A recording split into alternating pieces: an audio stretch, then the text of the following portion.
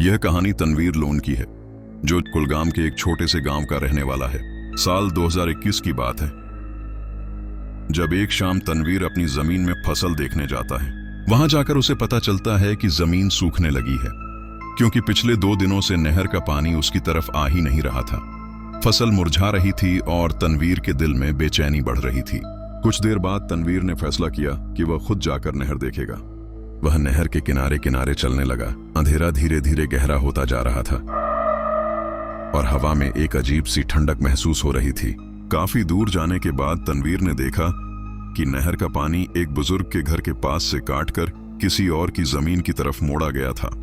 तनवीर ने आवाज लगाई, काका थोड़ा पानी नीचे भी डाल दीजिए, लेकिन कोई जवाब नहीं आया। तनवीर को लगा कि शायद पानी के शोर की वजह से बुजुर्ग उसकी आवाज नहीं सुन पा रहे होंगे। वह धीरे धीरे उनके पास गया और जैसे ही उसने उनका चेहरा देखा, तनवीर के पैर वहीं जम गए।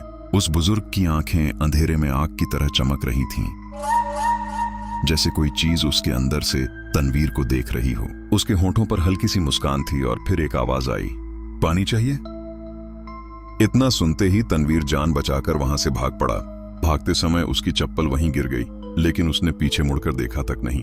उसकी सांस फूल रही थी और सीने में जलन हो रही थी। भागते भागते वह सीधे गांव के पुराने कब्रिस्तान के पास पहुंच गया। तभी उसे याद आया कि कब्रिस्तान में कोई भी बुरी चीज दाखिल नहीं हो सकती। वह बिना सोचे समझे कब्रिस्तान के अंदर चला गया। कुछ देर बाद उस बुजुर्ग की आवाज बाहर से आई, तनवीर बेटा बाहर आ जाओ, मैं तुम्हारा काका हूं। आवाज बिल्कुल जानी पहचानी थी, लेकिन अब वह इंसानी नहीं लग रही थी। कब्रिस्तान के फाटक के बाहर एक लंबी सी परछाई खड़ी थी, जो अंदर नहीं आ पा रही थी और सिर्फ तनवीर को घूर रही थी। डर के मारे तनवीर के कान सुन्न हो गए और वह वहीं जमीन पर गिरकर बेहोश हो गया।